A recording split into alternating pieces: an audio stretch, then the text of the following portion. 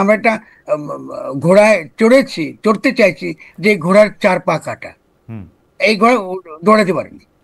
তো একে দিয়ে তো আমার কোনো লাভ হচ্ছে না। ফলে ডক্টর ইউনূসের দোষ আকার আমি দেখবো না। কারণ ওকে। আমাদের যে অজ্ঞতা, রাষ্ট্র সম্পর্কে আমাদের যে মারাত্মক রকম চিন্তার অভাব, আমাদের বুদ্ধিবৃত্তিক পশ্চাৎপদতা, এই জন্য আমরা 5 তারিখে জনগণের হাতে একটা গাঠনিক ক্ষমতা আসা সত্ত্বেও জনগণ সেই গাঠনিক ক্ষমতাকে তারা ব্যবহার করতে পারলো না।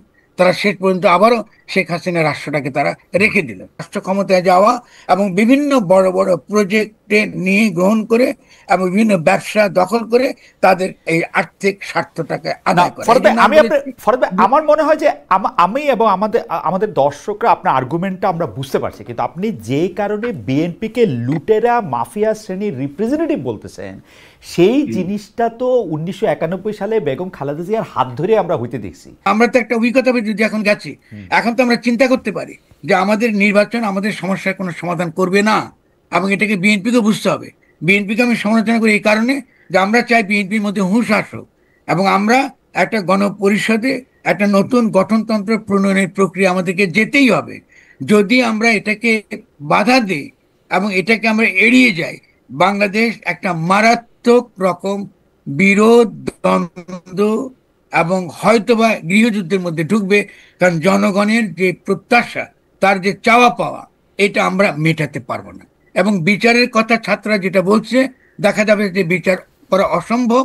কারণ শেখ হাসিনার আইনের অধীনেই তো আপনি বিচার করতে চাইছেন। প্রথম এবং প্রধান কাজ হচ্ছে একটা নতুন গঠনতন্ত্র উপহার দেওয়া। এটা হবে তার প্রথম ঘোষণা। এবং এটা করে নিয়ে এসে তিনি বিভিন্ন রাজনৈতিক দলের সঙ্গে কথা বলবেন, এবং তাদেরকেও আপনার ওই যে রিকনসিলিয়েশন এবং রিকনসিলিয়েশন কাউন্সিল গঠন করে তাদেরকে ক্ষমতা অন্তর্ভুক্ত করে নেবে। তো এই কাজগুলো বলা সত্ত্বেও আমরা পারি নাই। এখন না পারার কারণটা হচ্ছে যে হয়তো আমাদের রাজনৈতিক শক্তি, দলীয় শক্তিটা দুর্বল ছিল, খুঁজি ওকে। রাষ্ট্র বিনির্মাণে সরকার পরিচালনায় জনগণকে সম্পৃক্ততার কথা বলে আসছেন তিনি অনেক দিন ধরে। রাষ্ট্র নির্মাণকে জোর দিয়ে আসছেন, সরকার পরিবর্তন বা সরকারে কে যাবে না যাবে তার উপর থেকে। সেই বিষয়ে নানা ধরনের কথা থেকে অনেকে শিক্ষা নিচ্ছেন, অনেকে বিতর্ক করছেন, কেউ কেউ তার যুক্তিকেই সবচেয়ে বাতিল করে দিতে চাচ্ছেন, কেউ কেউ নিতে চাচ্ছেন। সেই কবি ও তাত্ত্বিক ফরহাদ মজার আছেন আমাদের সঙ্গে। জনাব ফরহাদ মজার, আপনি আমাদেরকে সময় দেওয়ার জন্য আমার শুভেচ্ছা জানবেন, কৃতজ্ঞতা জানবেন। অনেক ধন্যবাদ। আমি অনুষ্ঠান শুরুর আগে বলছিলাম যে জনাব ফরহাদ মজার, আজকে অনেকগুলি বিষয় নিয়ে আপনার সঙ্গে আলোচনা করতে চাই, প্রশ্নের আকারে একটু বুঝে নিতে চাই যে আসলে আপনার ভাবনাটা এবং আপনার দিক নির্দেশনাটা। আমি প্রথমেই আপনার কাছে একটা বিষয় জানতে চাইবো যে এখন আমরা যেভাবেই বলুক না কেন অনেকগুলি পক্ষ দেখতে পাচ্ছি যারা রাষ্ট্র পরিচালনা করছেন বা সরকারে আছেন বা সরকারকে নিয়ে আরেক জায়গায় যেতে চাচ্ছেন, নির্বাচনের কথা বলছেন। সেই পক্ষগুলির মধ্যে আপনি কাকে ন্যায় ভিত্তিক বা ন্যায্য মনে করেন? এরকম কয়েকটা পক্ষের ক্ষেত্রে আপনি ন্যায় ভিত্তিক বা ন্যায্য কাকে মনে করেন? আমি প্রথমেই বলতে চাই সরকার প্রধান ডক্টর মোহাম্মদ ইউনূসের কথা। এরকম আরও কয়েকটা পক্ষের কথা আমি বলবো, আপনি কাকে ন্যায্য মনে করেন? ডক্টর মোহাম্মদ ইউনূসের বর্তমান অবস্থান কি ন্যায় ভিত্তিক বা ন্যায্য? না, প্রথমত হলো যে ডক্টর ইউনূস তো আমাদের একটা সামষ্টিক রাজনৈতিক প্রক্রিয়ার তিনি একটা ফল। ফলে তার প্রতি আমাদের অবশ্য সদয় থাকা দরকার। কারণ এমন নয় যে তিনি এসে ক্ষমতা দখল করেছেন বা আমাদের কাছ থেকে ক্ষমতা নিয়ে গেছেন। সরি। জি। ফলে আমাদেরকে খুব স্পষ্ট থাকতে হবে যে ডক্টর ইউনূসকে আমরা বসিয়েছি, পুরো গণ অভ্যুত্থানের মধ্য দিয়ে তিনি এসেছেন। তো ফলে সে অর্থে তার যে আশাটা, এটা তো অবশ্যই লাগবে। উনি গণঅভ্যুত্থানের মধ্যে থেকে এসেছেন, তিনি কোনো সামরিক অভ্যুত্থান করেননি। কিন্তু তার যদি আমরা তাহলে অবশ্যই না, এই ন্যায্যতাকে যদি আমরা রূপ দিতে চাই, তাহলে বুঝতে হবে যে গণঅভ্যুত্থানের যে মর্মটা কি, এটা পলিটিক্যাল মানেটা কি, এবং এর লিগ্যাল মানেটা কি। এখানে আমাদের সমাজের মধ্যে বিভিন্ন রকম শক্তি আছে, এবং তাদের শক্তির মধ্যে অধিকাংশই গণঅভ্যুত্থান বিরোধী। তারা যেসব অবস্থানটা নিয়েছে, তারা গণঅভ্যুত্থানেরই একটা বিরোধী অবস্থান নিয়েছে। এটা ডক্টর ইউনূসের জন্য অত্যন্ত কঠিন করে তুলেছে। এইটা হলো আমার প্রথম আপনার উত্তর হবে। ফরহাদ ভাই, আমরা উনাকে তো আসলে সবাই, এটা একদম আপনার সাথে আমরা শতভাগ একমত যে আমরা তো উনাকে আসলে কি বলবো, মানে রাজি করিয়ে আমি যদি সোজা বাংলা ভাষায় বলি, হাতে পায়ে ধরে এনেই তাকে আসলে এখানে এনেছি। কিন্তু আমি তার অবস্থাটা ন্যায্য বলতে বুঝাচ্ছি 5 আগস্টের পরে 8 আগস্ট উনি এই জায়গায় আসার পরে আজকে 1 বছরের বেশি সময় পার হয়েছে। এখন নির্বাহী আদেশে তিনি মামলা মুক্ত হন, 600 কোটি টাকা চেয়ারে বসার আগে মৌকুফ করে নেন, গ্রামীণ ব্যাংকের 5 বছর মৌকুফ করেন, গ্রামীণ ব্যাংকের সরকারি লাইসেন্স করে ফেলেন, আদব ব্যবসার লাইসেন্স নেন, করেন। সেই সব বিবেচনায় মানে আপনার যে স্কেল, সেই স্কেলে তিনি ন্যায্যতার মানদণ্ডে কতটুকু ন্যায্যতা পান? মানে আমরা তাকে বসাইছি সেটা ঠিক আছে, তার হাতে পায়ে ধরেই বসাইছি, এইটা জায়গাটা আপনার একটু জানতে চাচ্ছি যে 1 বছরে তাকে উত্তরে দেব। প্রথমত আপনি এখন যে সমালোচনাটা করলেন ওটা কিন্তু ব্যক্তি সমালোচনা করলেন। জি, আপনি ব্যক্তি ইউনূসের সমালোচনাটা সেদিকটা অত্যন্ত ন্যায্য, এটা বলার অধিকার আমাদের সকলেরই আছে। জি, কিন্তু আমরা যেটা দেখেছি সেটা অন্যত্র। আমরা এটাই মানে আপনার এই যুক্তিটা বিপদটা বলি আপনাকে। বিপদটা হচ্ছে আপনি যে মূল যে প্রশ্নটা, রাষ্ট্রের প্রশ্নটাকে আড়াল করে ফেলছেন। রাষ্ট্রের প্রশ্নটা কি ছিল? যে গণ অভ্যুত্থানের পরে আমরা একটা নতুন গঠনতান্ত্রিক প্রক্রিয়ায় প্রবেশ করব। ওটা প্রবেশ না করে আমরা কোথায় ঢুকে গেলাম? আমরা আবার শেখ হাসিনাকে ক্ষমতায় আবার পুনরায় প্রতিষ্ঠিত করলাম। শেখ হাসিনা ব্যক্তি আকারে রায়, কিন্তু তার ভোটটা কিন্তু আছে পুরো মাত্রায়। মানে যেহেতু তারই সংবিধানের অধীনে এটা রক্ষা করবার জন্য ডক্টর ইউনূস শপথ নিয়েছেন, তাহলে আমরা পলিটিক্যাল জায়গায় থাকি। আমি কি পরিমাণ অপরাধ করেছেন, কি দুর্নীতি করেছেন, বা আমরা বলতে পারবো যে তার যে কনফ্লিক্ট অফ ইন্টারেস্ট করেছেন, এটা ইতিহাসে বলার বহু আপনার দিন পাবো আমরা সামনে। আপনি রাষ্ট্রের প্রশ্নে থাকতে চাইছেন, আপনি এটা পরিষ্কার। আমি যদি তাহলে আমরা আর বাকি যাদের নিয়ে প্রশ্ন করব তাদেরকে কি রাষ্ট্রের প্রশ্নই রাখবো? যেমন আমার এবারের যিনি মানে যাকে নিয়ে আমরা আপনাকে প্রশ্ন করতে চাই তিনি হচ্ছেন সেনাপ্রধান জেনারেল ওয়াকারুজ্জামান। তার অবস্থানটা আপনি ন্যায্য মনে করেন কিনা? আমি মনে করি তার অবস্থান ন্যায্য। আমি মনে করি এখানে অনেকের সঙ্গে অবশ্যই বিরোধিতা করবো। প্রথম কথা হচ্ছে সেনা প্রধান, আপনি খেয়াল করুন, এটা একটা সেনার সমর্থিত উপদেষ্টা সরকার। ফলে আমরা যদি হিস্ট্রি খেয়াল করি বাংলাদেশের সেনাবাহিনীর, তাহলে আমরা দেখবো যে সেনাবাহিনী এবার চেষ্টা করছে যে তারা কোনোভাবে যেন তারা 1/11 মধ্য দিয়ে যে অপরাধটা করেছে, তাদের যে কলঙ্ক ঘটেছে, এমনকি আপনার শেখ মুজিবকে হত্যা থেকে শুরু করে দীর্ঘকাল তাদের যে কলঙ্ক ঘটেছে, তারা সেই কলঙ্কের মধ্যে ঢুকতে চায় না। এটা আমি তারা আন্তরিক, এটা আমি তাদের অনেককে চিনি এবং তাদের সেই আত্মসমালোচনাগুলো আছে বলে আমি এরকম অত্যন্ত শক্তভাবে বলতে পারি। আমি মনে করি যে সেনার প্রধানের, যেহেতু উনি পলিটিশিয়ান না, ফলে তিনি পলিটিক্যালি অনেক কথাবার্তা তিনি বলেন, যেটা তিনি বোকা বলে।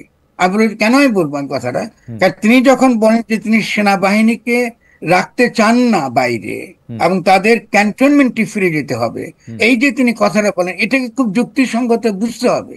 আসলে অত্যন্ত বিপজ্জনক সেনাবাহিনীকে বাইরে রাখা এবং সেনাবাহিনীকে ম্যাজিস্ট্রেসির ক্ষমতা দিয়েও বাইরে রাখাটা রাষ্ট্রের স্থিতিশীলতা শুধুমাত্র নয়, রাষ্ট্রের অস্তিত্বের জন্য সংকটপন্ন হয়ে ওঠে। ফলে তিনি বলছেন যে আমি ডিসেম্বরের মধ্যে ইলেকশন চাই, কিন্তু এই কথাটা তিনি বুঝাতে পারেন না, কারণ তিনি তো পলিটিশিয়ান নন, তিনি সেনাবাহিনীর লোক। ফলে সেভাবে তিনি কথা তিনি বুঝাতে চেয়েছেন। সেজন্য আমি মনে করি যে তার যে সেনাবাহিনীকে ফেরত নিয়ে আসা এবং একটা তার ভাষা, তার চোখে একটা স্থিতিশীল সরকার মানে একটা রাজনৈতিক সরকার, যে কোনো রাজনৈতিক দল দায়িত্ব নেবে এবং দায়িত্ব নিয়ে তারা কি করবে, তারা রাষ্ট্র পরিচালনা করবে, তারা ক্যান্টনমেন্টে থাকবে। তো এটার মধ্যে তেমন কোনো দোষের কিছু দেখি না। যদি সেনাবাহিনী যদি আলাদা করে কোনো কু করতে চাইতো, আলাদা করে তাদের যদি কোনো ভিন্ন রকম কোনো উদ্দেশ্য থাকতো, এটা আমরা দেখতাম। 2 নাম্বার আরো সিরিয়াস বলি, কারণ দিল্লি ক্রমাগত সেনাবাহিনীর মধ্যে অভ্যুত্থান ঘটাবার চেষ্টা করছে এবং এই দিল্লির অভ্যুত্থান ঘটাবার চেষ্টার মধ্যে আমাদের অনেকে বিভিন্ন প্রোপাগান্ডা, মানে ওয়াকারের বিরুদ্ধে, ওয়াকারুজ্জামানের বিরুদ্ধে বা সেনাপ্রধানের বিরুদ্ধে প্রোপাগান্ডার মধ্য দিয়ে কিন্তু তারা কিন্তু এটাকে আরো এক হিসেবে বলবো যে ওই আগুনে কি বলে না, আগুনে ঘি ঢালা, আগুনে তেল ঢালা মতো, গ্যাস ঢালা মতো হয়েছে। এটা ছিল মারাত্মক পরিস্থিতি এবং এই পরিস্থিতিটা আমি খুব ঘনিষ্ঠভাবে পর্যবেক্ষণ করেছি এবং সেক্ষেত্রে আমি বলবো যে সেনাবাহিনী প্রতিষ্ঠান হিসেবে এটাকে রক্ষা করবার জন্য আমাদের কয়েকজন জেনারেলের যে আন্তরিকতা, এই আন্তরিকতাকে আমি গ্রহণ করি। তারা নন পলিটিক্যাল বলে, যেহেতু রাজনীতি বোঝে না বলে তারা কতগুলো ভুল করেছে। যেমন একটা ভুলের কথা বলি আপনাকে, যেটা আমাকে তাহলে আমরা দর্শকরা আমাকে সঠিক বুঝবে। যেমন ধরুন আপনার ওই যে মন্দিরে গিয়ে প্রদীপ জ্বালিয়ে 3 জন সেনাবাহিনী একসঙ্গে থাকাটা, এটা মারাত্মক রকম ভুল।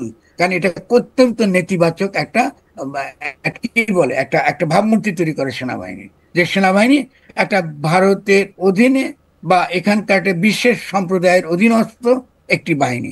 এগুলো হচ্ছে মারাত্মক পলিটিক্যাল ভুল। তার মানে সেনাবাহিনী এখনো পর্যন্ত কোনো রাজনৈতিক যারা বুঝতে পারে তাদের সিদ্ধান্তের বা তাদের পর্যালোচনাকে তারা যথেষ্ট গুরুত্ব দিচ্ছেন না। ওকে। এগুলো বিপদ তৈরি করবে। দুই নাম্বারটা হচ্ছে এগুলো আছে, আমি বলতে পারি আমার অনেক তালিকা আছে, বলতে পারবো আমি।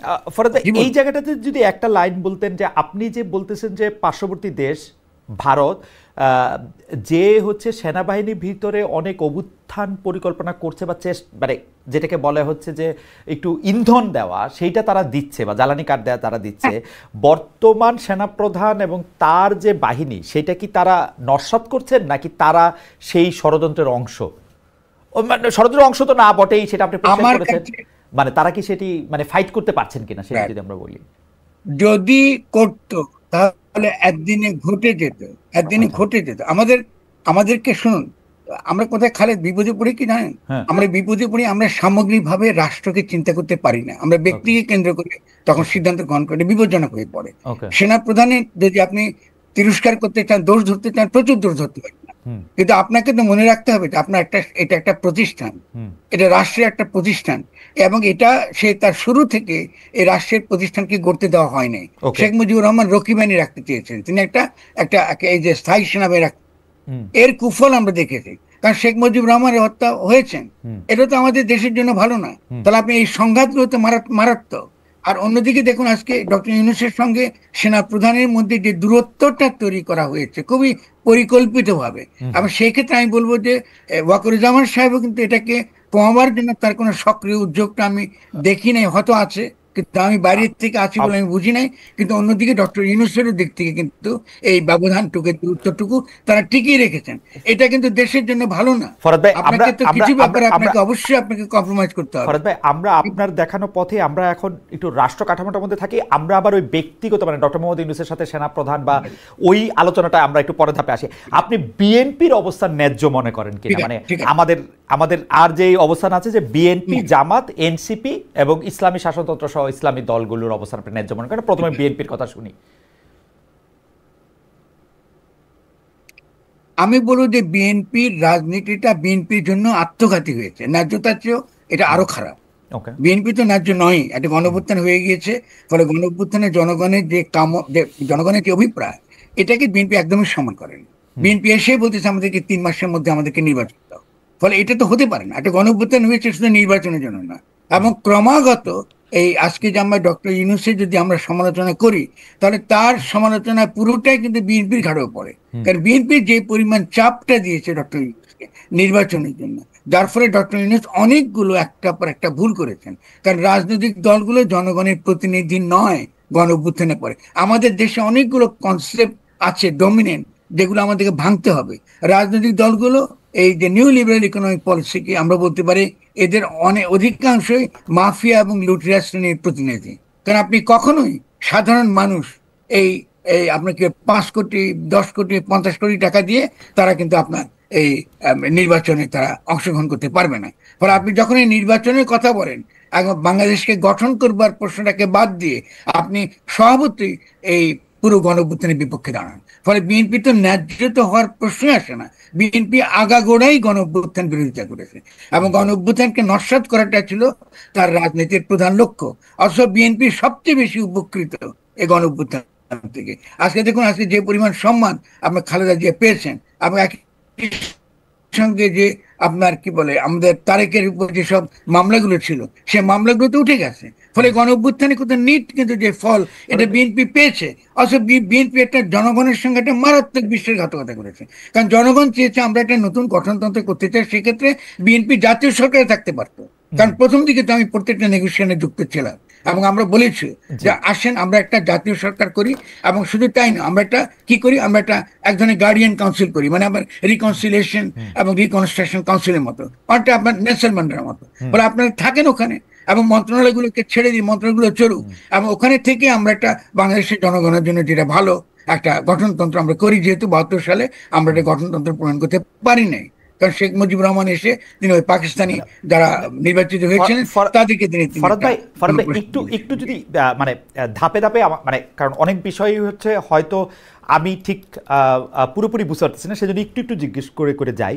যে বিএনপি, আপনি বলেছেন যে বিএনপি গণ অভ্যুত্থানকে নস্যাৎ করতে চেয়েছিল, বা গণ অভ্যুত্থানের সুফলটা আসলে যাতে মানুষের ঘরে না আসে, জনগণ যাতে না পায়, সেই ক্ষেত্রে তারা, কিন্তু এটা কেন করবে? বিএনপি তো আসলে আপনি যেটা বলেছেন সেটা তো ঠিক, এই গণ অভ্যুত্থানের সবচেয়ে বড় বেনিফিশিয়ারি তো তারা, আসলে মানে তাদের চেয়ে বড়, তারা জেলে ছিল, তারা দেশে আসতে পারে নাই, তাদের শীর্ষ নেতারা, তারা তারা মামলা মোকদ্দমা দিয়ে জেরবার ছিল, মানে এক একজনের বিরুদ্ধে অনেক মামলা করে বসে। একমত, আমরা তো সকলেই তার জন্য বিএনপির প্রতি সহমর্মী, আমাদের কোনো অসুবিধা নেই। কিন্তু তারা এটা কেন করবে, মানে গণ অভ্যুত্থানটা নস্যাৎ তারা কেন করতে চাইবে, বা এটার সুফলটা তারা নস্যাৎ করতে চেয়েছে ভেরি সিম্পলি, যেহেতু তারা লুটেরা মাফিয়া শ্রেণীকে রিপ্রেজেন্ট করে। আমরা এই বিএনপি তো আপনার আমাদের যে জিয়াউর রহমানের বিএনপি তো না, এটা তো খালেদা জিয়ার বিএনপি তো না। ফলে এই বিএনপি তো আর আমরা আগের সেই বিএনপি কে ভেবে বিচার করতে পারবো না।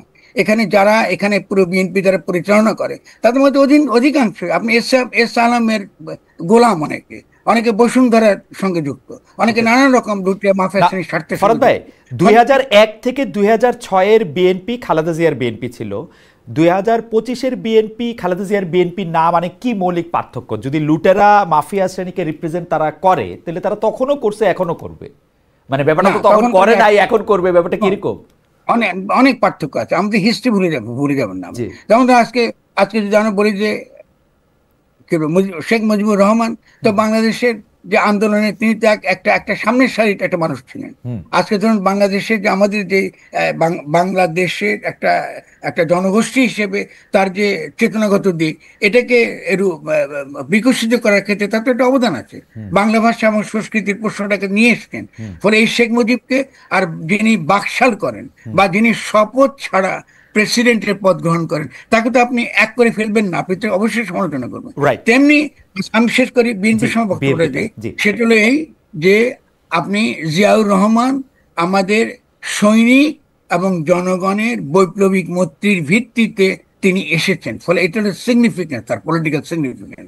এই জিয়াউর রহমান এসে বাংলাদেশের অর্থনৈতিক সম্পর্কে এবং একই সঙ্গে সঙ্গে এই আঞ্চলিকভাবে বাংলাদেশ কি করে তার নিজের স্বার্থ রক্ষা করতে পারে তার একটা পথ রূপরেখা কিন্তু তার 19 দফার মধ্যে কিন্তু আমরা দেখি। ফলে স্বভাবতই তার একটা রাজনৈতিক সচেতনতা ছিল, এবং শুধু তাই নয়, আর দেখুন আজকে জিয়া রহমান এসে আওয়ামী লীগকেও রাজনীতি করবার সুযোগ করে।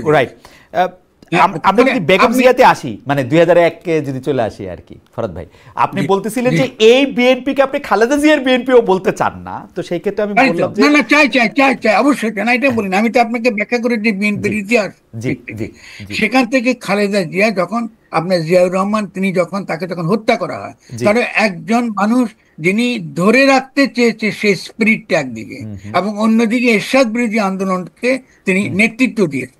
ফলে সেই খালেদা জিয়া তো আপনি এটা বলে তো চলবে না তিনি ম্যাট্রিক পাস একজন মহিলা, তার তখনও মনে খেয়াল আছে কিনা আপনার, আমি কিন্তু তখন তার পক্ষে 100 ভাগ তার পক্ষে ছিলাম। আপনি 100 ভাগ সিম্বলাইজ, কারণ তিনি জনগণের অভিপ্রায়কে তিনি ধারণ করেন।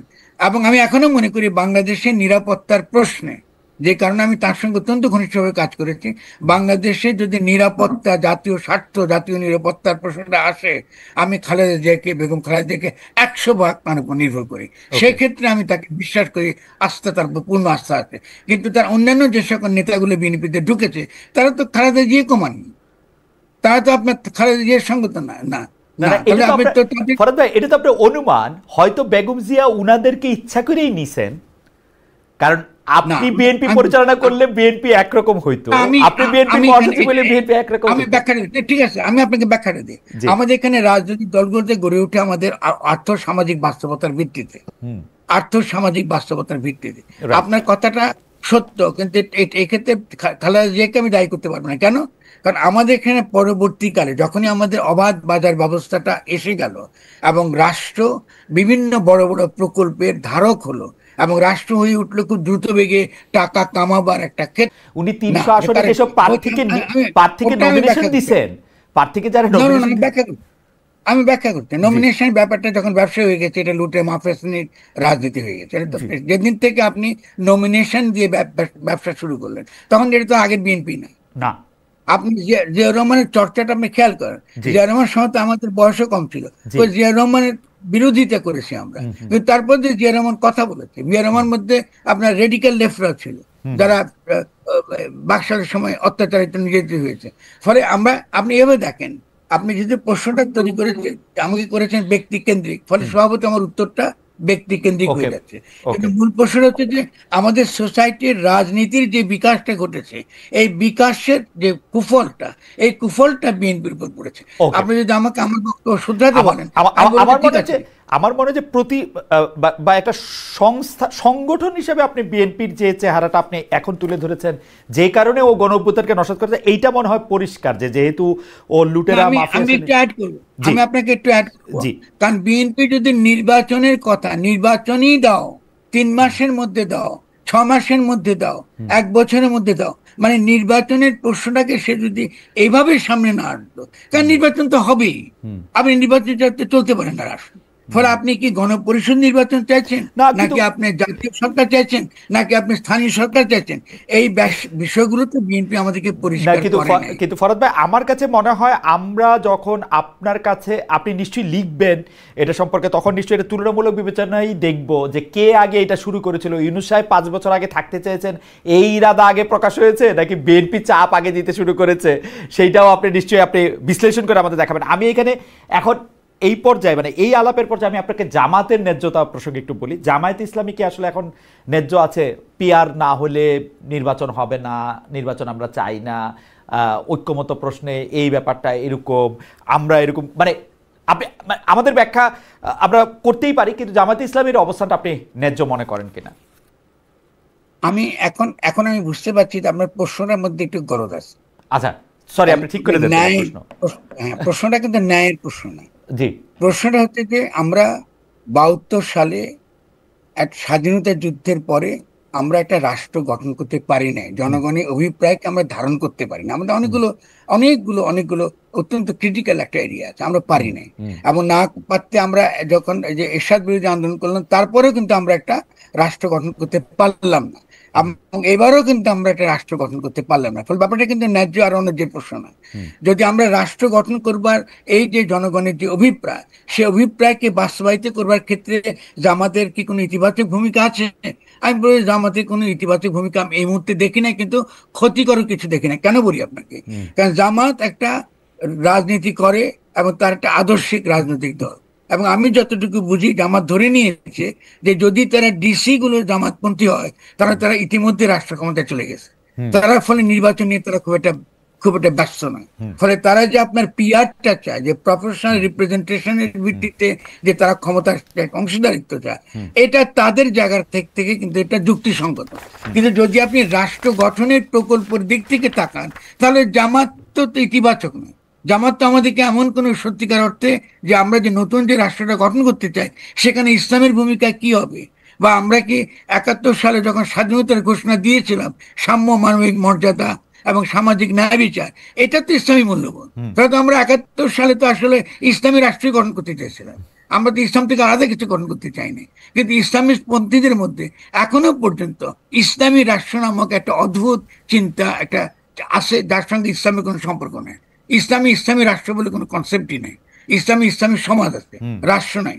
ক্ষমতা আছে, প্রশাসন আছে, কিন্তু রাষ্ট্র নাই। ফলে দেখা গেছে জামাত এই ক্ষেত্রে আমাদেরকে কোনো পরিষ্কার করে কোনো আমাদেরকে অবস্থান সে পরিষ্কার করে নাই।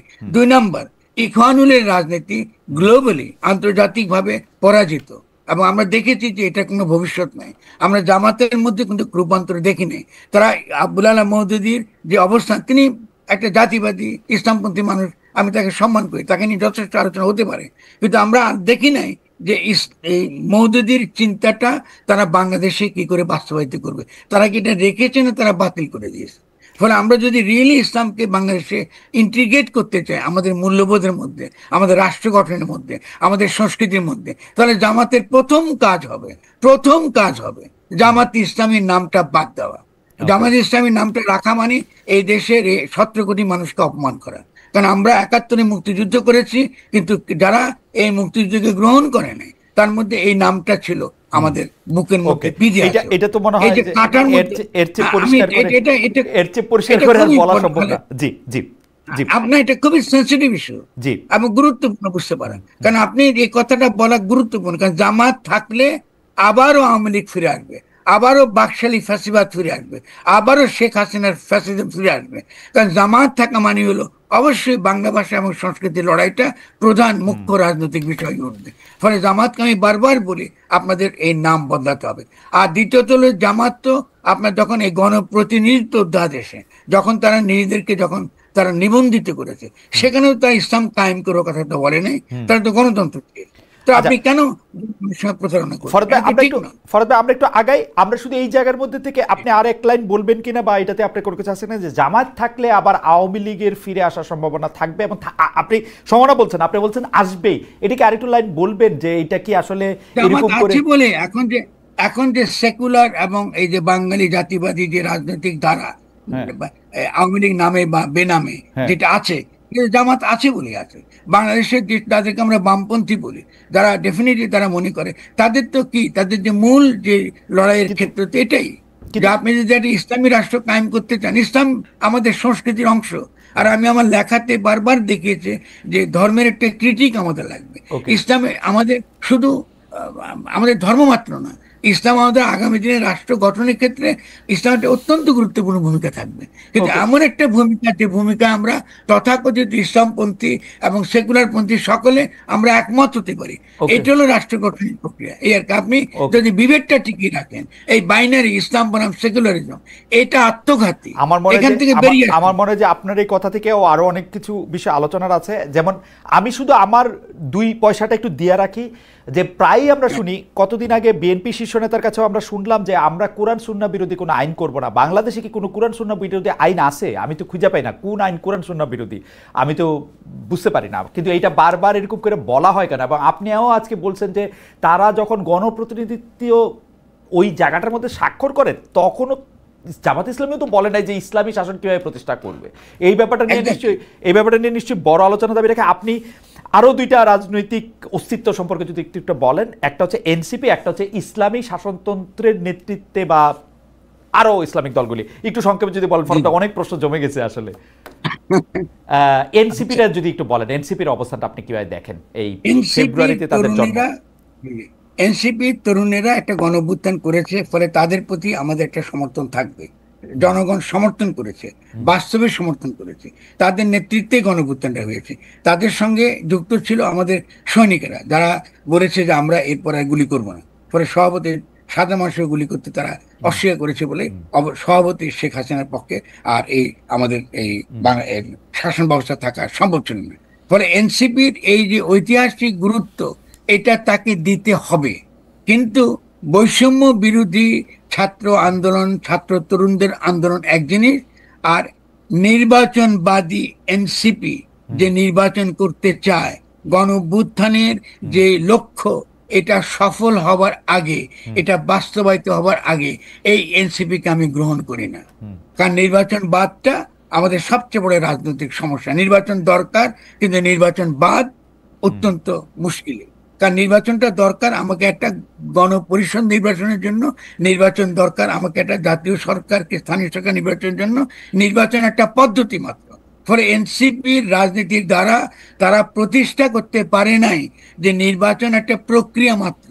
কিন্তু প্রতিষ্ঠা না করে তারা এখনো বলছে যে তারা নতুন সংবিধান চায়, আমরা একমত। এবং তারা এখনো বলছে যে তারা এই বিচার চায়, আমরা একমত। এবং তারা যে সকল ন্যায্য কথাবার্তা বলছে তার সঙ্গে আমরা অত্যন্ত একমত। কিন্তু আমরা চেয়েছিলাম একটা এই 8 তারিখে যে ধরনের সরকার গঠিত হয়েছে তার বিপরীতে গণ অভ্যুত্থানের ধারাকে কন্টিনিউ করা।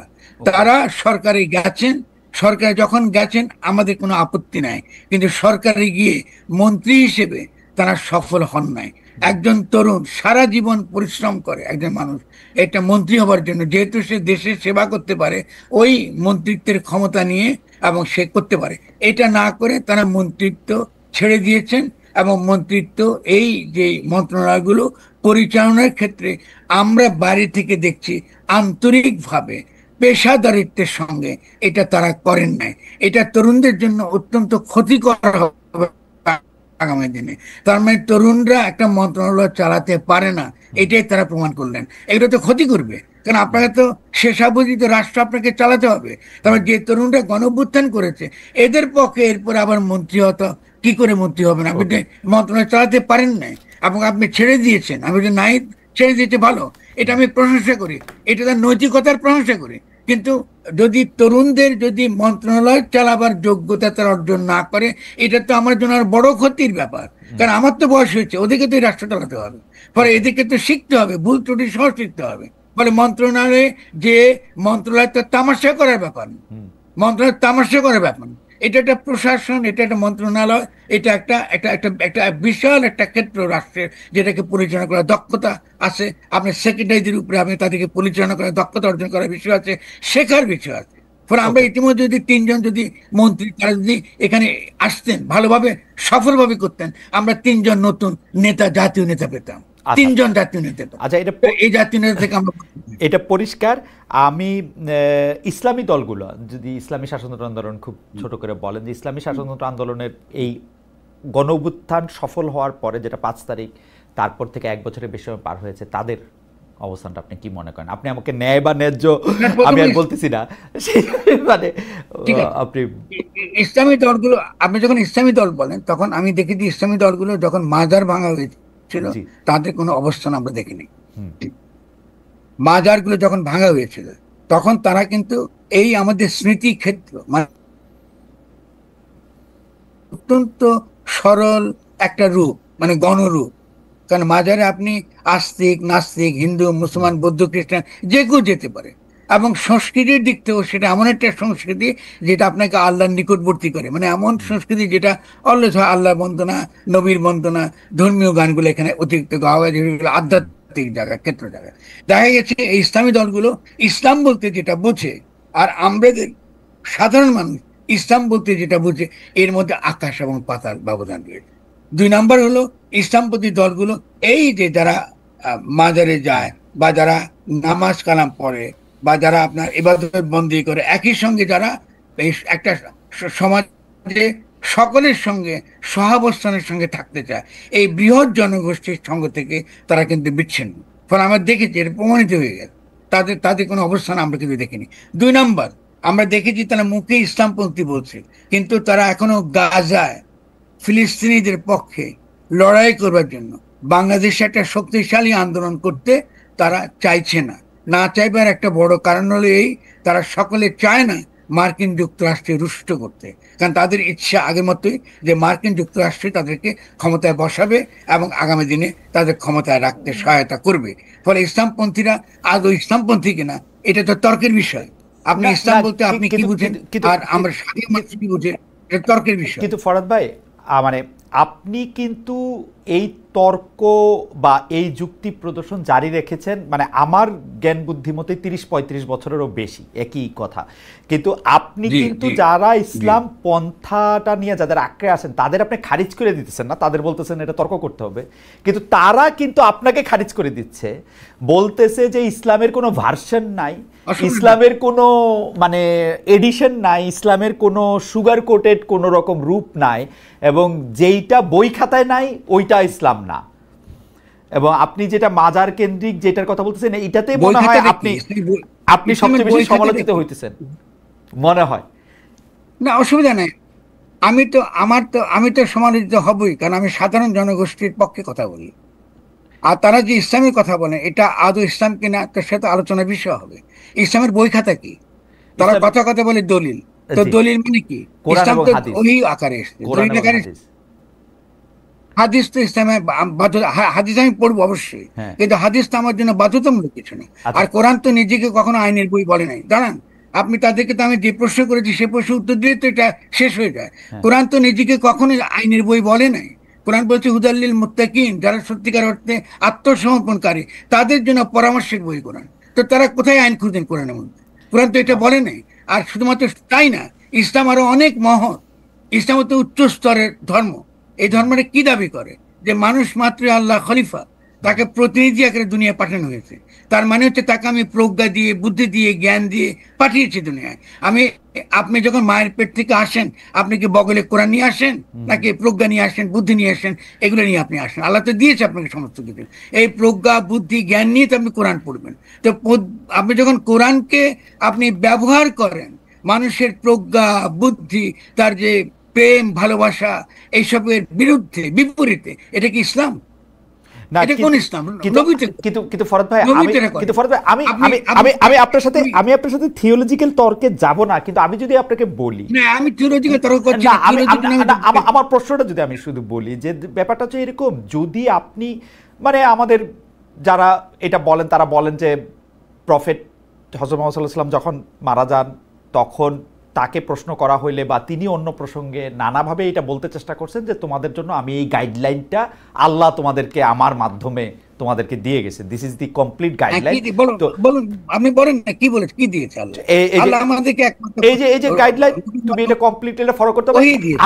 আমি কেন বলতেছি, আমি কিন্তু আপনার কথা মানে আমি বুঝতে পারতেছি, কিন্তু ঘটনা হচ্ছে এক একজন যদি তার নিজস্ব প্রজ্ঞা দিয়া এক একভাবে এটা ব্যাখ্যা করতে পারে, তাইলে তো আর আমরা এক ময়দানে দাঁড়াতে পারবো না ফরহাদ ভাই, আমরা মিলবো কি শর্তে? না না, অবশ্যই দাঁড়াতে পারবো।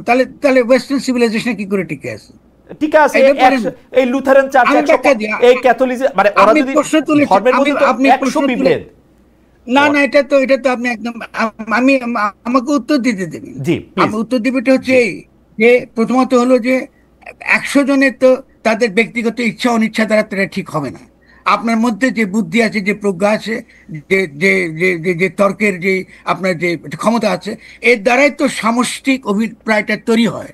আপনি যে সামষ্টিক অভিপ্রায় তো তর্ক ছাড়া তো হবে না, সামষ্টিক আলোচনা ছাড়া তো হবে না। গণতন্ত্র মানেই তো আলোচনা। তো আপনি এটাকে কেন অস্বীকার করছেন?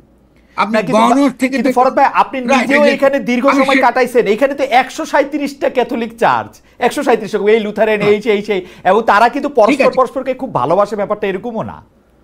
না, খুব ভালো না, কিন্তু তারা তো একটা রাষ্ট্র গঠনের ক্ষেত্রে তাদের তো একটা ঐকমত্য আছে। তাহলে আধুনিক রাষ্ট্র কোথায় গড়ে উঠলো? আধুনিক রাষ্ট্রতে গড়ে উঠছে খ্রিস্টানিটি থেকে। আধুনিক রাষ্ট্রতে খ্রিস্টান থিওলজিক্যাল স্টেট, এখানে সার্বভৌমত্বের ধারণা, তো আধুনিক রাষ্ট্রের যে সার্বভৌমত্বের ধারণা ওটা তো খ্রিস্টানি থেকে এসছে।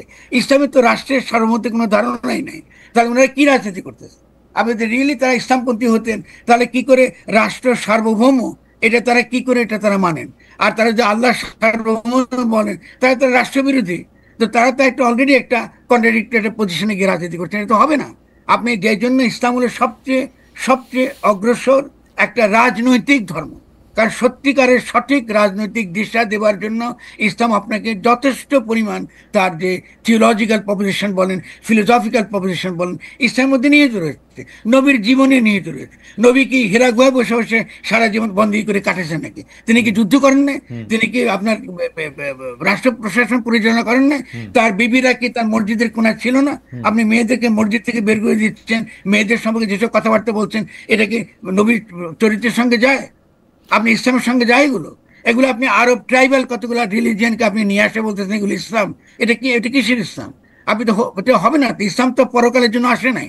আপনি যখন মোনাজাত করেন তখনই তো আপনি বলেন কি রব্বানা আতিনা ফিদ দুনিয়া হাসানা, আপনি দুনিয়াকে একদম ভালো করেন। যারা ইহলোক বিরোধী, যারা ইহলৌকিকতা বিরোধী, তারা কখনোই নবীর উম্মত হতে পারে না। কারণ নবী ইহলৌকিক ধর্ম এনেছেন দুনিয়াতে খ্রিস্টানিটির বিপরীতে। এইখানে ইসলামের সঙ্গে খ্রিস্টানিটির বিরোধ, এইখানে ইসলামের সঙ্গে জুদাইজমের বিরোধ। আপনি যদি পরকাল নিয়ে আসেন, পরকালটা এনেছে খ্রিস্টানিটি, যে আপনি লর্ড যিশুর যে জগৎ, সে জগতে প্রবেশ না করলে আপনি মুক্তি পাবেন না। ইসলামের তো এগুলো নাই। আপনি এসব বাজে চিন্তা আমাদের সমাজে ছড়াচ্ছেন, অথচ আমাদের এখানে ইসলাম যারা প্রচার করেছেন তারা তো এগুলো কখনো বলে নাই। আপনারা আনেছেন কেন? পেট্রো ডলার এগুলো এসেছে পেট্রো ডলারের দ্বারা। পেট্রো ডলারের দ্বারা আপনি সৌদি রাজতন্ত্রের পক্ষে, আপনি বিভিন্ন রাজতন্ত্রের পক্ষে আপনি রাজনীতি করতে চান। আপনি তো ইসলাম নিয়ে রাজনীতি করতে চাইছেন না।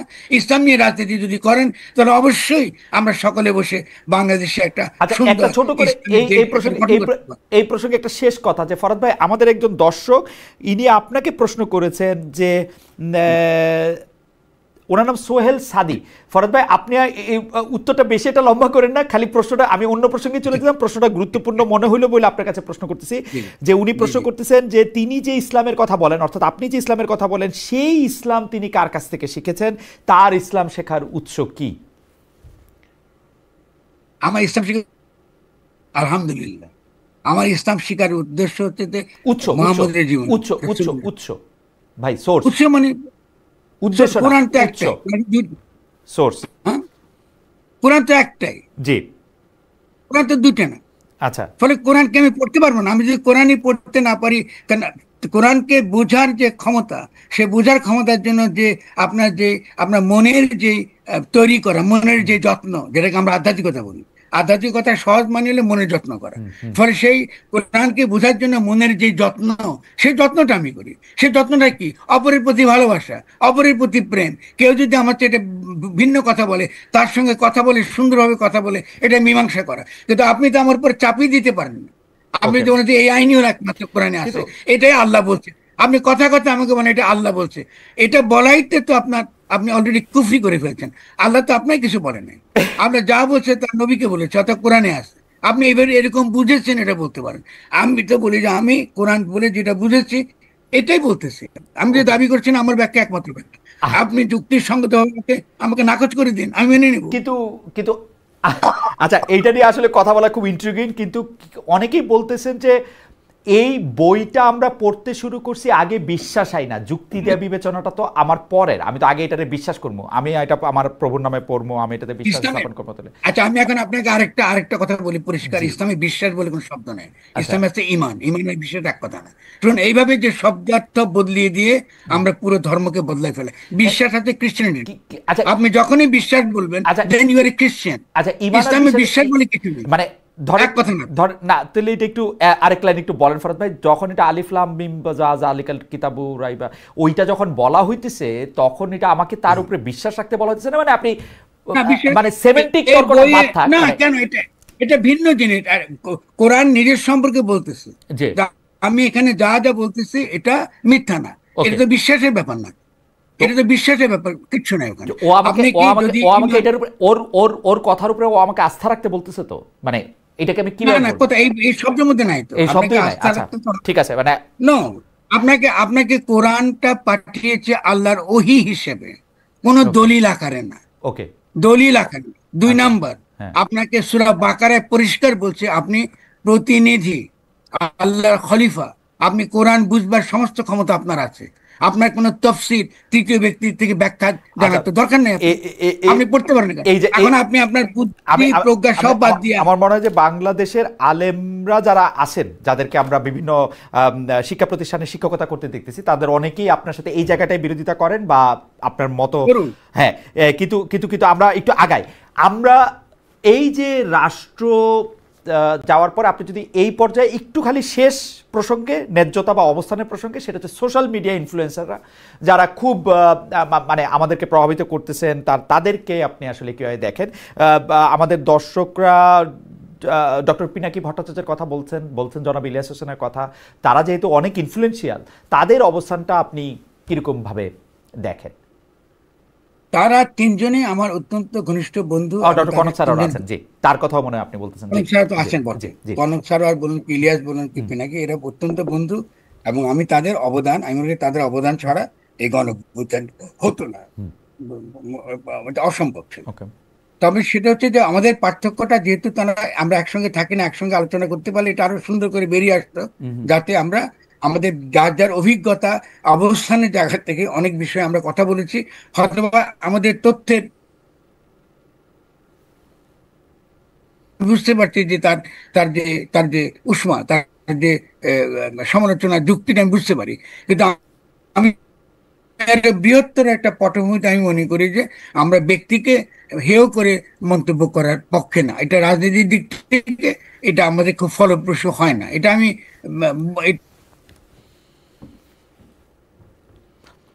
ফরদ ভাইয়ের কথা একটু কেটে কেটে আসছে। এটা কি সংযোগটার একটু প্রবলেম? আমরা ফরদ ভাই, এখন কি আপনি আমাকে শুনতে পাচ্ছেন? জি ফরদ ভাই বলেন। আমি আপনাকে শুনতে, জি আমি জি শুনতে পাচ্ছি। জি ফরদ ভাই বলেন, একটু ফ্রিজ হয়ে গেছিল। আচ্ছা, ওকে। তাহলে আমি আমি বলছি যে যখনই তারা পিনাকি যখন একটা একটা অবস্থান নিচ্ছেন, তার যে বিশেষ ভাষা ব্যবহারের পদ্ধতি, এবং পিনাকি খুব সুন্দরভাবে বলে যে আমি তো এটা ভদ্রলোকদের জন্য লিখিনি, আমি সব সাপোর্ট করি। ফলে তাদের এই যে জনগণের কাছে ছড়িয়ে যাওয়া আর জনমত তৈরি করবো গুরুত্বপূর্ণ। আমি মনে করি যে আমার ভূমিকাটা যদি কিছু থেকে থাকে, আপনি যেভাবে হাজির করেছেন এই তিনজনের পাশাপাশি, আমার ভূমিকাটা হচ্ছে যে মূলত মূল মর্মটা রাজনীতির মূল মর্মের জায়গাটা ধরিয়ে দেবার চেষ্টা করা এবং এটাকে পিপলের কাছে নিয়ে যাবার দায়িত্ব তারা নানানভাবে তারা করেছে। অনেকে সমালোচনা করে তাদের এই তথ্যটা ঠিক নয় বা অনেক সময় উস্কানি দিয়েছে, অনেক সময় তারা বম্ব সৃষ্টি করেছে, এই সমালোচনা থাকতে পারে, আমি সেটার মধ্যে প্রবেশ করছি না। যে কোনো রাজনীতি, যে কোনো রাজনৈতিক ক্যাম্পেইনটা অলওয়েজ সাধারণ মানুষের মধ্যে একটা জনমত তৈরি করার চেষ্টা, সেই থেকে তারা তাদের জায়গা থেকে করেছেন। ইনফ্লুয়েন্সার হিসেবে তারা ডেফিনেটলি সফল।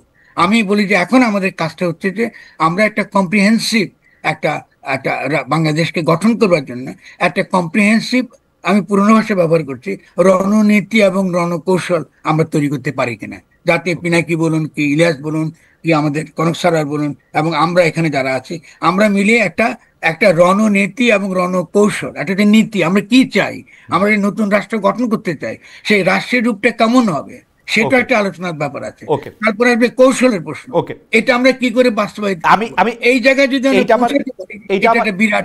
এইটা আমার দ্বিতীয় প্রসঙ্গ। আপনি মোটামুটিভাবে সরকার প্রধান, সেনা প্রধান, বিএনপি, জামাত, এনসিপি, ইসলামী দলগুলো, আমাদের সোশ্যাল মিডিয়া ইনফ্লুয়েন্সারদের মধ্যে যেই তিনজনের কথা আপনি আলাদা আলাদা করে বললেন, তাদের সবার সম্পর্কে আপনি আপনার মতামত মন্তব্য দিয়েছেন, দর্শকরাও আপনাকে শুনেছেন। আমি এইবার আপনার কাছে এই বিষয়টা একটু বুঝতে চাই যে আপনি প্রথম থেকেই যে মানে 8 তারিখ থেকে আপনি বলছেন যে একটি প্রতিবিপ্লব, যেটাকে আপনি সাংবিধানিক প্রতিবিপ্লব বলছেন, সেটি হয়েছে। আপনি সরকার বদলের কথা আপনি আগেও বলেছেন, সরকার হয়তো আমেরিকানরাই বদলায় দিবে, রাষ্ট্রের ব্যাপারটা নিয়ে আপনি কথা বলেছেন। কিন্তু আমার একদম স্পেসিফিক প্রশ্ন, আপনি যদি রাষ্ট্রের বদল করতে চান, সেই ক্ষেত্রে আপনি দায়িত্বটা কাকে দিবেন, কি উপায়ে দিবেন? ধরা যাক আপনি যদি ডক্টর মোহাম্মদ ইউনূসকেই বলতেন যে তুমি রাষ্ট্রের বদলটা সম্পন্ন করো, যেটা আপনি বিএনপির চাপের কথা বলতেছিলেন, সেইটা আপনি মানে কিভাবে পিক করতেন যে এটা ডক্টর মোহাম্মদ ইউনূস, এটা ফরহাদ মজম না, এইটা আলী রিয়াজ না, এটা ডক্টর মোহাম্মদ ইউনূস, এই পিকটা আপনি কিভাবে করতেন, মানে এইটা কিভাবে সম্ভব হতো, এটা যদি আমাদের একটু বলেন। যে আমরা যদি আপনার তর্কের প্রেমিসটা পুরো ধরেও নেই যে হ্যাঁ আমাদের রাষ্ট্রের এই জিনিসগুলি তো বদলাইতেই হবে, না বদলায় আমরা সরকার বদলায় আমাদের ফায়দাটা কি আসলে, আপনি এটা আসলে কিভাবে তাদেরকে চিহ্নিত করবেন? মানে আমাদের তো কোনো সাদা ঘোড়া পাঠানোর উপায় নাই। প্রথমত হলো যে এই বিষয়টা কিন্তু আমি অনেকবার বলেছি, আবারও বলি, এটা একটু একটু একটু আরেকবার বলছি। সেটা হলো আমি বারবারই বলেছি, এটাকে আবার ভালো বলতে পারছি না, কারণটা হলো যে মন্দ কেন বলতে পারছি না, কারণ আন্তর্জাতিক ভূরাজনৈতিক যে সকল সমস্যাগুলো ছিল, তাকে যদি আমরা মোকাবেলা করতে চাই, তাহলে ডক্টর ইউনূসের নির্বাচনটা সঠিক। ওকে, এটা আমি মাইনে নিলাম। 2 নাম্বারটা হলো ডক্টর, আচ্ছা 2 নাম্বার আমি শেষ করে একটা করি, কারণ ইম্পর্টেন্ট, বাকিগুলো ইম্পর্টেন্ট। 2 নাম্বার হলো আমরা অনেকেই বুঝতে পারিনি যে ডক্টর ইউনূস এটা তিনি আসবার পরে তিনি একটা সেনার সমর্থিত উপদেষ্টা সরকার মেনে নেবেন, কারণ তাকে আমরা অনেক বড় সম্মান দিয়ে নিয়েছিলেন, এটা তিনি মেনে নিয়েছেন। এটা আমরা তো অ্যান্টিসিপেট করতে পারি নাই, কারণ তা তো উচিত ছিল, আমি সেনার সমর্থিত উপদেষ্টা চাই নাই, আমি একটা অন্তর্বর্তীকালীন সরকার চাই। আমার যে অন্তর্বর্তীকালীন সরকার একটা নতুন গঠনতান্ত্রিক প্রক্রিয়া শুরু করবে, এবং তার কিভাবে করতে হবে তার ফর্মুলা আমি বারবারই প্রথম দিন থেকে দিয়ে এসেছি, যে তিনি এসে বলবেন যে আমরা আজকে থেকে এই অন্তর্বর্তীকালীন সরকার ক্ষমতা গ্রহণ করেছে এবং বিদ্যমান যা আইন আছে সে আইন অনুসারে রাষ্ট্র চলবে, শুধুমাত্র যে সকল আইন আন্তর্জাতিক আইনের সঙ্গে সাংঘর্ষিক এগুলো বাতিল হয়ে যাবে। এবং আমাদের প্রথম, আপনি খেয়াল করেন কি সমস্যাটা করছেন, আপনি যেই আইনে, আপনি যে কোর্টে যে আদালতে বিচার করছেন, সে আদালত সম্পর্কে আন্তর্জাতিক সমালোচনা আছে, তো আপনি ওই আদালত রাখবেন না কেন? আপনাদের গণ আদালত তৈরি করার কথা, যাতে দ্রুত বিচার আপনাকে সম্পন্ন হতে পারে। আর যেহেতু ডক্টর ইউনূসের হাতে পূর্ণ ক্ষমতা নাই, ফলে তদন্ত করার ক্ষমতাও তার হাতে নাই, ফলে এগুলো তো বুঝার বিষয়, এটা তো অত্যন্ত কাণ্ডজ্ঞানী বিষয়। ফলে পূর্ণ ক্ষমতা অন্তর্বর্তীকালীন ডক্টর মোহাম্মদ ইউনূস যতটা মানে পশ্চিমা, মানে আমি যদি বলি যে উনি যতটা পশ্চিমা লোক বা পশ্চিমা শিক্ষায় শিক্ষিত লোক, উনি কি একটা গণ আদালত করার বা সংবিধান স্থগিত করে বা যেটা আপনি প্রথম থেকে বলতেছিলেন ছুঁড়ে ফেলে দিয়ে ধরেন শহীদ মিনারের শপথ নিয়ে একটা লোক, উনি তো খুবই কাঠামো, মানে উনি তো খুবই স্ট্রাকচারাল মানুষ, মানে উনার পক্ষে কি এটার বিকল্প আর কোনো কিছু করা সম্ভব ছিল কিনা প্র্যাকটিক্যালি, যেই কারণে এটা উনি করে নাই। আর দ্বিতীয় যে কথাটা হচ্ছে এইটা উনি অন্তত কয়েকবার বলেছেন বলে আমি শুনেছি, কারণ উনি শপথ নেওয়ার পরে উনার সঙ্গে আমার সরাসরি কথা হয় নাই, উনি নাকি বারবার এই কথা বলেছেন যে আমি কিন্তু 111-এর মতো মানে ফখরুদ্দিন হয়ে মঈনুদ্দিন মাসুদউদ্দিনদের সরকারের মধ্যে যাইতে চাই না। আমার ক্ষমতা আর্মি থেকে এক্সক্লুসিভ হইতে হবে, এবং এইটা যদি তোমরা নিশ্চিত করতে পারো তাহলে আমি আসবো। সুতরাং উনি তো পূর্ণ ক্ষমতাবানই ছিলেন। আপনি যদি একটু এইটা নিয়ে একটু এটা নিয়ে যদি একটু আপনি বলতেন। শুনুন, ক্ষমতার প্রশ্নটা শুধু ভূরাজনৈতিক শক্তির বলে হয় না, ভূরাজনৈতিক শক্তির বলে হয় না। রাষ্ট্রের যে পুরনো যে রাষ্ট্রটা, কলোনিয়াল যে রাষ্ট্রটা আমরা ধারণ করছি, ফলে সে রাষ্ট্রটাই তো নড়বড়ে। আমি এটা দ্বারা তো মৌলিক কোনো পরিবর্তন কিছু করতে পারবো না। দেখেন, আপনাকে ডক্টর ইউনূসকে আনডান করে দিয়েছে, তার বিভিন্ন রকম কাজকে বিভিন্ন সময় কিন্তু আপনার প্রতিবন্ধকতা তৈরি করেছে আমলাতন্ত্র। তিনি পারেন না এটা করতে, এটা সম্ভব না তার পক্ষে করা। আর দ্বিতীয়ত, তিনি যেহেতু শপথ নিয়েছেন এই পুরনো সংবিধানের অধীনে, ফলে পুরনো আদালত রয়ে গেছে, পুরনো আইনই আছে আর পুরনো প্রক্রিয়ায় আছে। আপনি যে এখন যে আপনার ওই যে মামলা করতেছেন, একজনের সঙ্গে আরো 100 জন জুড়ে দিচ্ছেন, এটা মোকাবেলা করতে করতেই তো তার দিন শেষ হয়ে যাচ্ছে, তার পক্ষে সম্ভব না এটা করা। ফলে সেই জন্য আপনাকে পূর্ণ ক্ষমতা লাগবেই। এটা কিন্তু আমরা কিন্তু গত এক ফরহাদ ভাই, বছরে কিন্তু ফরহাদ ভাই, এটা প্রমাণিত হয়েছে। আপনার কাছে কি মনে হয় না যে বলুন। ক্ষমতা জিনিসটা অনেকটা উপলব্ধি করারও বিষয়?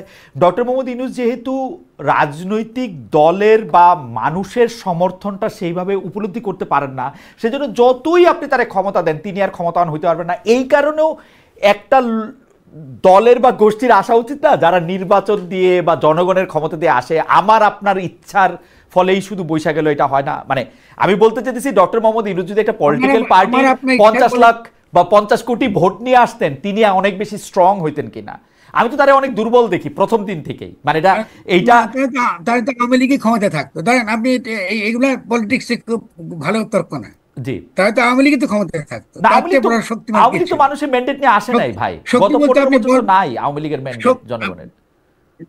ম্যান্ডেট ম্যান্ডেট শব্দটা এটা বিতর্কিত, এটা অস্পষ্ট। আচ্ছা, জনগণের ভোটই তো নাই, জনগণের ভোট তো নাই আওয়ামী লীগের জন্য গত 10 বছর। এটা আওয়ামী লীগ সবচেয়ে ভালো জানে, অভিপ্রায় ঠিক সবচেয়ে ভালো জানে আওয়ামী লীগ। খালেদ, আমি বলি, আমরা পলিটিক্যাল আলোচনা করলে আমাদের কিছু ক্যাটাগরি সাবধানে ব্যবহার করতে হবে। ভোট কিন্তু সঙ্গে অভিপ্রায় কোনো সম্পর্ক না। ওকে, জনগণের অভিপ্রায় শব্দটা কিন্তু বলা হয় অভিপ্রায়। দেখেন, বারবার কিন্তু আমি বলছি অভিপ্রায়টা, এই অভিপ্রায়টা কিন্তু এটাকে সামষ্টিক অভিপ্রায় রূপ দিতে হবে। আমি বললে হবে না, এটা আমার অভিপ্রায় না বা খালেদের অভিপ্রায় না।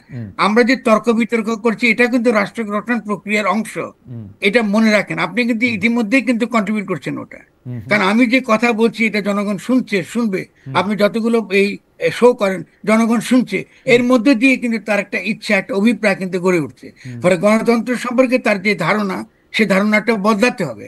গণতন্ত্র মানে নির্বাচন না, আর নির্বাচনে একমাত্র বৈধ সরকার প্রতিষ্ঠিত করে না, গণ অভ্যুত্থানে বৈধ সরকার নির্বাচিত করে। মানে ডক্টর ইউনূস নির্বাচিত সরকার, এটাও কিন্তু ভুল ধারণা যে তিনি যেহেতু ভোট করেন না তাই তিনি অনির্বাচিত। এগুলো আমাদের সমাজে এগুলো তো প্রবলভাবে হাজির রয়েছে, যে কারণে ডক্টর ইউনূস অনেক কাজ করতে পারেন নাই। কারণ আমাদের ধারণা যে যেহেতু তিনি নির্বাচিত নন, অতএব তিনি বুঝি আপনার এই দীর্ঘকাল তিনি শাসনে বা রাষ্ট্র গঠন প্রক্রিয়ার ভূমিকা রাখতে পারবেন না। এটা ভুল চিন্তা, এগুলা পলিটিক্স, এগুলো নাই এগুলা। ফলে আমাদের কিছু বেসিক কনসেপ্টটা পরিষ্কার করতে হবে যে আমাদের অবশ্যই ভোট লাগবে। ভোট মানে হলো নির্বাচন। আমি যদি আজকে গণপরিষদ নির্বাচন করতে চাই, তাহলে ভোটেই গণপরিষদ নির্বাচন করব। আর গণপরিষদের ভূমিকাটা কি? গণপরিষদের ভূমিকাটা হচ্ছে এই যে জনগণের সামষ্টিক অভিপ্রায়কে রূপ দেওয়া। জনগণের সামষ্টিক, কারণ বিভিন্ন সমাজ থেকে বিভিন্ন প্রতিনিধি হিসেবে তারা গণপরিষদে আসবেন কি জন্য? একটা গঠনতন্ত্র প্রণয়ন করবার জন্য। সেখানে তারা তর্ক বিতর্ক করবে, তার মধ্যে দিয়ে একটা সামষ্টিক, এটা শেষ করে একটু, তার মধ্যে দিয়ে একটা সামষ্টিক অভিপ্রায়টা গড়ে উঠবে, ওটাই হবে গঠনতন্ত্র। তাহলে এই প্রক্রিয়াকে তো আমরা এড়াই গিয়ে তো সরকার নির্বাচনের কথা বলা মানে কি জনগণের বিরুদ্ধে দাঁড়ানো। আর তো কোনো আর কি হতে পারে? জনগণের কেন আপনি রেখে না? এবং বিশেষত তার প্রতিবেশীদের প্রতি তার যে দৃষ্টিভঙ্গি, এই দৃষ্টিভঙ্গি থেকে কাটিয়ে না উঠলে ভারতের আভ্যন্তরীণ ভাবে ভারত স্থিতিশীল হতে পারবে না। এটা অসম্ভব। আপনি 35% আপনি মুসলিম পপুলেশন নিয়ে আপনি মুসলমানদের বিরুদ্ধে সারাক্ষণ আপনি একটা মুসলিম নিধন, মুসলিম নির্মূল রাজনীতি করবেন, এটা কি সম্ভব? এটা অসম্ভব ব্যাপার। ফলে আমরা তার শিকার হচ্ছি সারাক্ষণ। ফরহাদ ভাই, আমাদের আর দুইটা প্রসঙ্গ আছে। একটা প্রসঙ্গ হচ্ছে যে আমার অনেক বন্ধু আমাকে ব্যক্তিগত মেসেজে জানাচ্ছেন যে এই 1971 সালের মুক্তিযুদ্ধে নিহতের সংখ্যা নিয়ে আপনি কোনো মন্তব্য করবেন কিনা। না, নিহতের মন্তব্য নিয়ে তো এইটা তর্কটা শহীদের সংখ্যা নিয়ে ডেফিনেটলি আমি মনে করি আমাদের জন্য যেটা অত্যন্ত খারাপ হয়েছে সেটা বিচার বিভাগ যখন এইসব ক্ষেত্রে হস্তক্ষেপ করে, ফলে ইতিহাসবিদদের উপর এটা ছেড়ে দেওয়া উচিত। কারণ আপনি যদি একজন লোকও মারা যায় তাও তো মুক্তিযুদ্ধ বৈধ, এটা তো সংখ্যা দিয়ে এত ঠিক হয়নি। আপনি যদি পাকিস্তান যদি 25শে মার্চের রাত্রে গণহত্যা না চালাতো তবুও বাংলাদেশের স্বাধীনতা ছিল বৈধ। ফলে আমরা কিন্তু এই কথাগুলো বলে আমাদের ক্ষতিটা হয় যে যেহেতু আমাদেরকে 30 লক্ষ লোক মারা গেছে অতএব আমরা স্বাধীন হয়েছি। No, it is not true. আপনি যদি সিরাজ আহমদ খানদের যদি রাজনীতি আপনি দেখেন তো তিনি তো তরুণ বয়স থেকে বাংলাদেশ স্বাধীন করার কথা বলেছেন। তার যে নেতা কি ছিল, তার নেতা ছিল সুভাষচন্দ্র বসু। তিনি তো চেয়েছেন যে আপনার সুবে বাংলা, যে আপনার বাংলা, বিহার, উড়িষ্যা, এটা তো তার একটা স্বাধীন তার সত্তা ছিল। বাংলা ভাষা মিথিলা ভাষা বা মৈথিলি ভাষা থেকে এসছে। বাংলা ভাষার সঙ্গে আপনার বিহারের সম্পর্ক আছে, উড়িষ্যার সম্পর্ক আছে খুব ক্লোজ। আসামের ভাষা বাংলা ভাষা অত্যন্ত কাছাকাছি। তাহলে একটা বৃহত্তর ভৌগোলিক অর্থে, ভাষা এবং সাংস্কৃতিক অর্থে একটা পরিমণ্ডল, একটা রাজনৈতিক পরিমণ্ডল তো আলাদা। এটা তো হিন্দুস্তানের অন্তর্গত ছিল না কখন। তারপরে এই চিন্তা তো কোনো অন্যায় কোনো চিন্তা নয়।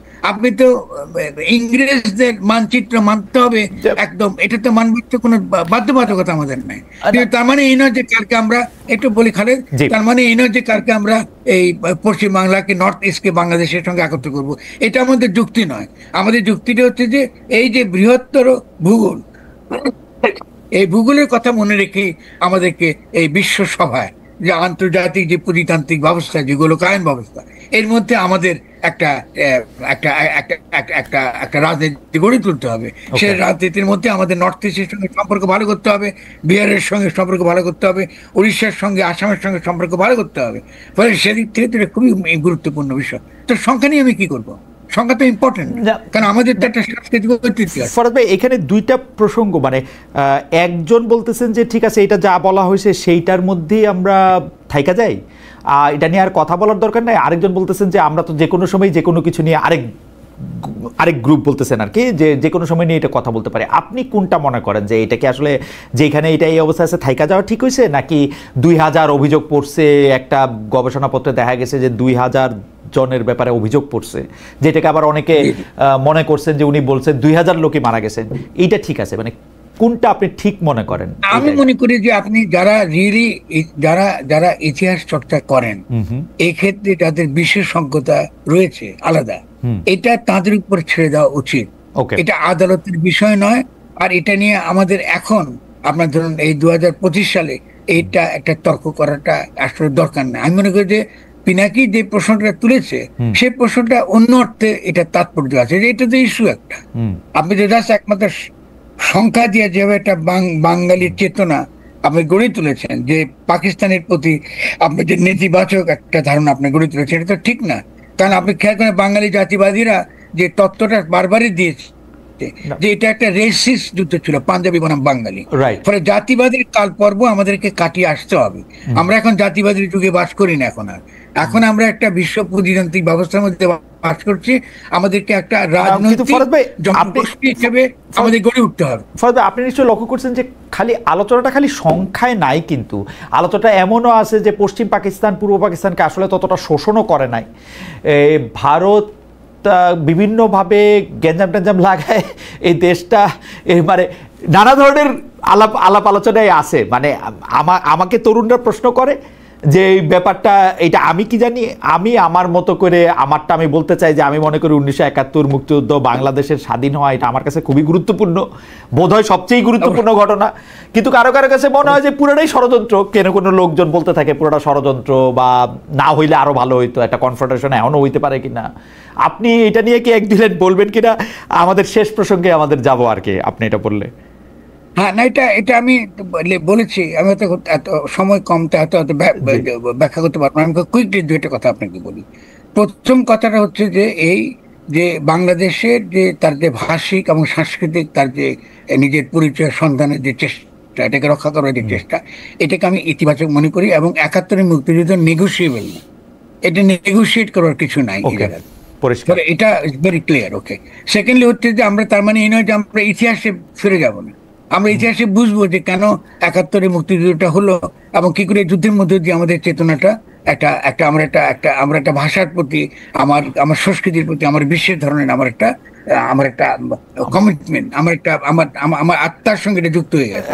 ফলে এটাকে আপনি উপলব্ধি করতে পারবেন। অ্যাবসলিউটলি ফরহাদ ভাই, আমি আপনার সাথে একমত। কেন আমি শুধু এই জায়গাটাতে আমার গত 15-16 বছরের কথা খুব মনে করতেছে, যে আমরা যখন সরকারের সমালোচনা করতাম এবং কোনো কোনো ক্ষেত্রে ফিয়ার্স সমালোচনা করতাম, সরকারের কেউ কেউ আমাদেরকে ব্যক্তিগত আলোচনায় পরে মেঠো বক্তৃতায় অনেকেই বলতো যে আমরা না থাকলে এই মুক্তিযুদ্ধের যেগুলি আমাদের সিম্বল আছে, প্রতীকী জিনিস আছে, সেগুলি তোমরা আর রক্ষা করতে পারবে না। আমরা কইতে মানে কি, কিন্তু এগুলি নিয়ে যখন আক্রমণ করা হয় তখন আমরা দেখি যে আওয়ামী লীগের বয়ানটা যে ঠিক ছিল সেইটা প্রতিষ্ঠিত করার দিকে এটা আগায়। এটা হচ্ছে আফসোসের ব্যাপার আর কি, আর কোনো তো আমাদের আর কোনো তো কিছু না। আমরা পরবর্তী প্রসঙ্গে যাই। ফরহাদ ভাই, আপনিও নিশ্চয়ই মানে আপনি তো সাক্ষী, কারণ আমি আপনি একই জায়গায় একই কথা বলতে গিয়া এই ধরনের কথা আমরা অনেক শুনছি। যাই হোক, আমরা শেষ প্রসঙ্গে যাই। আমাদের একজন দর্শক, ওনার নাম TM রহমান ইউটিউব, উনি একটা মেসেজ বারবার পাঠাতেছেন, আনফলো করলাম খালেদ সাহেব, আপনার অনুষ্ঠান অনেক ভালো ছিল, আজকে থেকে আর দেখব না, এমন একজন ইসলাম বিরোধী লোক আনার জন্য। আর আপনার ইসলামের প্রতি কিছুটা বিরোধী আছেন, আপনার অনুষ্ঠান দেখে বোঝা যায়। আমার কিছু বলার নাই ফরহাদ ভাই, আমরা পরবর্তী প্রসঙ্গে যাই। সেইটা হচ্ছে যে মানে এইটা একটু হাইপোথেটিক্যাল প্রশ্ন ফরহাদ ভাই। এইটা সরকার খুব জোর দিয়ে বলতেছেন যে একটা জাতীয় নির্বাচন হবে ফেব্রুয়ারির মাঝামাঝি সময়। আপনার কাছে কি মনে হয় ইলেকশনটা কবে হবে এবং ইলেকশনটা কিরকম হবে? এটা আমাদের শেষ প্রশ্ন, শেষ প্রসঙ্গ, আপনার কথা দিয়ে আমরা শেষ করতে চাই। আমি আমার নিজের যে তথ্য এবং এই বর্তমান বাস্তবতা সম্পর্কে আমার যতটুকু জানাশোনা, তাতে আমার কাছে মনে হয় এই সরকারের পক্ষে একটা সুষ্ঠু নির্বাচন করা অসম্ভব। ফলে নির্বাচন সরকার হয়তো চাইবার উদ্দেশ্য হচ্ছে যে তারা এই জটিলতা থেকে মুক্ত হয়ে তারা চলে যেতে চাইছেন, কিন্তু এটা আমাদের সমাধান করবে না। কেন অসম্ভব আমি বলি, কারণ আপনি নির্বাচনটা আপনাকে করতে হবে যে সেনাবাহিনীকে দিয়ে, যাদেরকে আপনি ম্যাজিস্ট্রেসি ক্ষমতা দিয়েছেন, এবং সেনাবাহিনী দীর্ঘকাল ইতিমধ্যে 1 বছর আপনাকে কিন্তু বাইরে, এবং ইতিমধ্যে আমরা দেখেছি গোপালগঞ্জে বা বিভিন্ন ক্ষেত্রে 4 জন লোক মারা গেছে। এটার দায়িত্ব কিন্তু সেনাবাহিনীকে নিতে হচ্ছে। কিন্তু এরপরে এই নির্বাচনেতে যদি আপনার হয়, এখানে যে দাঙ্গা হাঙ্গামার যে সম্ভাবনা আমি দেখছি বিভিন্ন দলের মধ্যে, আপনি প্রচুর স্বতন্ত্র পার্টি দাঁড়াবে, এবং সেটাকে নিয়ন্ত্রণ করবার জন্য যে প্রাতিষ্ঠানিক যে শক্তিটুকু আমাদের দরকার ছিল, যেমন পুলিশের সংস্কার, পুলিশকে আপনার কাজে ফিরিয়ে নিয়ে আসা, তারপরে আপনার নির্বাচন করবার জন্য আপনাকে তো এই বিভিন্ন কি বলে ভোট কেন্দ্রগুলোতে তো আপনার পরিচালনা করতে হবে ভোট করবার জন্য, এই সেরকম প্রশিক্ষিত ব্যক্তির অভাব, আরো নানান রকম আপনার প্রশাসনিক যে দুর্বলতা, এই প্রশাসনিক দুর্বলতার পরিপ্রেক্ষিতে আপনি কি করে নির্বাচনটা করবেন, এটা আমার মাথায় এখনো পরিষ্কার নয়। আরো বৃহত্তর প্রশ্নটা হচ্ছে এই যে আপনি যখন নির্বাচনটা করবেন, আপনাকে তো যদি এই সরকারকে বৈধ সরকার আকারে আপনি প্রমাণ করতে চান, আপনি যদি না আনতে চান, যদি আপনি আনতে চান, তাহলে তো আপনাকে অবশ্যই 2/3 আসন পাশ করে আনতে হবে। যারা এসে ভোট দেবে যে বর্তমান যে সরকার আপনার এই ডক্টর ইউনূসের যে সরকার, উপদেষ্টা সরকার, এটা একটা বৈধ সরকার ছিল, মানে রিট্রোঅ্যাক্টিভলি 142 অনুচ্ছেদ দ্বারা এটাকে বৈধ করতে হবে। তো আপনি তার মানে নির্বাচন আপনি চাইতেছেন, তার মানে এই সরকারকে বৈধ করার জন্য একটা নির্বাচন চাইতেছেন। এই সরকার তো বৈধ নয়, তো তাকে তো বৈধ হয় করতে হবে নির্বাচনের মাধ্যমে। তাহলে এই সরকারের পক্ষে কি আসলে এরকম 2/3 আসন তাকে পাশ করে আনতে হবে এই সরকার? কি না পারবে? এটা তো পক্ষ বিপক্ষ নির্বিশেষে সবাই তখন ভোট দিবে এই সরকারের বৈধতার প্রশ্নে। মানে ধরা যাক আমার বিরোধী দলে গেল, সবাই কি করে এনশিওর করবেন? না, এটা তো এনশিওর করতে পারবেন না আপনি এনশিওর করতে কোনো নাই তো। এটা তো আপনি জনগণের দ্বারা ইউনূস সরকারকে যদি কেউ বৈধতার প্রশ্নে জামাতে ইসলামী বা বিএনপি বা ভাইস ভার্সা যে কেউই না দেখ, তারা তো জনগণ দিয়ে প্রত্যাখ্যাত হবে। তারা যদি তখন বলে যে না আমি বৈধতা দিব না, এটা তো হবে না মনে হয়। আমার মনে হয় যে তারা সবাই তো একমত হবে, 300 জনই একমত হবে, মানে কোনো দল মত নির্বিশেষে এই প্রস্তাবে। না ঠিক আছে, এটা তো আপনি যেটা বলছেন এটা এই ব্যাপারে আমি নিশ্চিত না, কারণ আপনি এর আগেও কিন্তু বৈধতার ব্যাপারটা নিশ্চিত করা হয়েছে সেনাবাহিনীর দ্বারাই। এর আগের যে নির্বাচন হইতে পারে, এটা তো আমার মানে আমার বাহিনীর না দ্যাটস ফাইন। আপনি যখন সেনা অভ্যুত্থানের পরে যখন নতুন করে যখন নির্বাচন হয়েছে, সে সেনা অভ্যুত্থানকে বৈধ করা হয়েছে, কিন্তু ওই তখনকার এজেন্সিগুলো বিভিন্ন আসনে তাদের লোককে নির্বাচিত করে এনে। ওকে, ফলে আসলেই যে আপনি নির্বাচিত হলে যে আপনাকে বৈধ হতে হবে তা তো নয়। বুঝতে ফলে পারছি। আমরা এখানে একটা অস্পষ্টতা রয়ে গেছে। আমি ওই অস্পষ্টতা, আমি জানি না এই সরকার কি করে এটা মীমাংসা করবে। সেক্ষেত্রে আমি মনে করি যে তাকে অনেক বেশি সতর্ক হতে হবে, এবং আইনের প্রশ্ন, বৈধতার প্রশ্ন একটা গুরুত্বপূর্ণ রাজনৈতিক প্রশ্ন, এটাকে এড়িয়ে যাওয়ার কোনো সুযোগ নেই। জনাব ফরহাদ মজার, আপনাকে অনেক ধন্যবাদ। ঢাকার বাইরে থেকে আমাদের সাথে যুক্ত হয়ে অনেকগুলি বিষয়ে আপনি আপনার মত দিয়েছেন, উত্তর দিয়েছেন, আমাদের প্রশ্নের জবাবেও আপনি আসলে অনেকক্ষণ কথা বলেছেন। আপনাকে অনেক অনেক ধন্যবাদ।